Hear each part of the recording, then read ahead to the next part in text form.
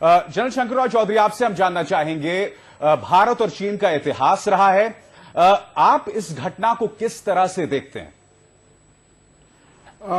मेरा जो अपना ख्याल है, जो चीन पहले से भी करता आया है, ये भारत के ऊपर सीमा रेखा के बारे में दबाव जारी रखना और भारत को हो सके तो नीचा दिखाना है, और ये कोशिशें चलती रहेगी।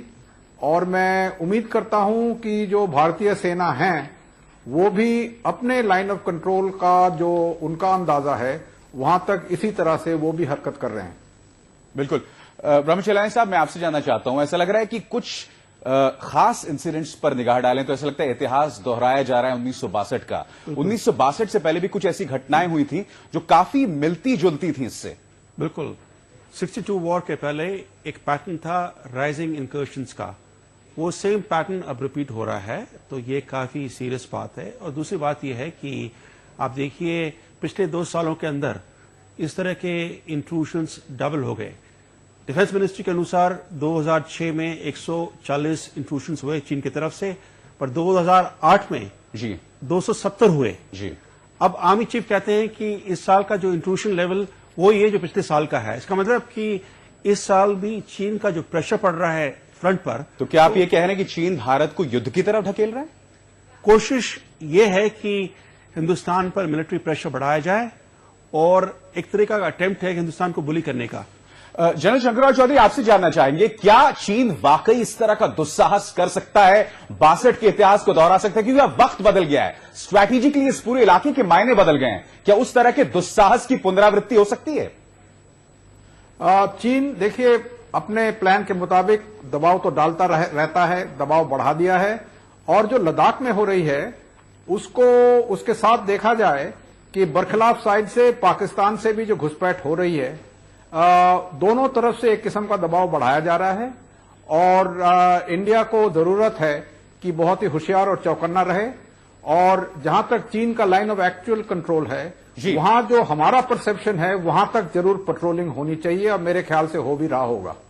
बिल्कुल। गौरव, मैं आपसे जानना चाहता हूं, भारत की वो कौन से हिस्से हैं जो भारत के लिए चिंता का सबब बन सकते हैं? कौन से वो सेक्टर्स हैं जहां चीन जो है दबाव बढ़ा सकता है? एक अगर मिडिल सेक्टर को छोड़ दिया जाए अभिसार, तो अगर उत्तर पूर्व की बात करें, चाहे वो अरुणाचल प्रदेश हो, सिक्किम हो, या फिर उत्तर में पूर्वी लद्दाख का यह इलाका हो, इस पूरे क्षेत्र में चीन लगातार न सिर्फ दबाव बना रहा है बल्कि दबाव बढ़ा रहा है। और ये बहुत बड़ी चिंता का विषय है।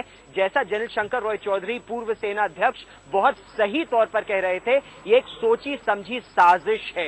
एक तरफ पाकिस्तान की तरफ से दबाव बढ़ रहा है, दूसरी तरफ चीन की तरफ से दबाव बढ़ रहा है, और ये भारत को घेरने की कोशिश है, और इसके लिए भारत को तैयार होने की जरूरत है। अभिसार गौरव, इस वक्त हमारे कई जनरल्स बीजिंग और लहासा में मौजूद हैं, एक यात्रा के लिए वहां पर गए हैं।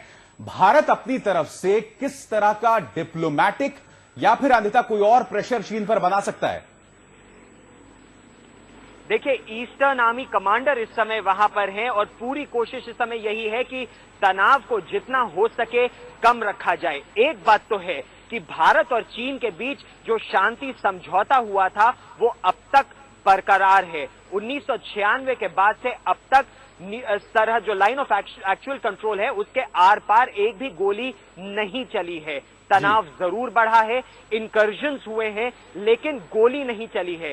तो जो भी समझौता हुआ है वो चल रहा है, लेकिन सवाल यहां ये उठता है कि ये समझौता कब तक चलेगा, वो भी ऐसी स्थिति में जब जो चीनी ड्रैगन है वो लगातार आग उगल रहा है। उसकी आग के सामने कब तक भारत उस स्थिति को झेल पाएगा, और भारत की क्या तैयारी है, ये बहुत अहम है। क्या भारत के पास इतने टैंक हैं जो उन इलाकों में भेजे जा सके? क्या भारत के पास इतने लड़ाकू विमान हैं जो हमारी सुरक्षा कर सके? इतनी मिसाइलें हैं? ये अहम सवाल है अभिसार। बिल्कुल। गौरव ने एक और अहम बात यहां पर की कि पिछले कई सालों से भारत और चीन के बीच एक गोली भी नहीं चली, और भारत और पाकिस्तान के बीच क्या हालात हैं आप बखूबी जानते हैं। लिहाजा इस बात को हम नहीं भूल सकते, मगर चीन जो है भारत को किसी और खेल में उलझाना चाहता है।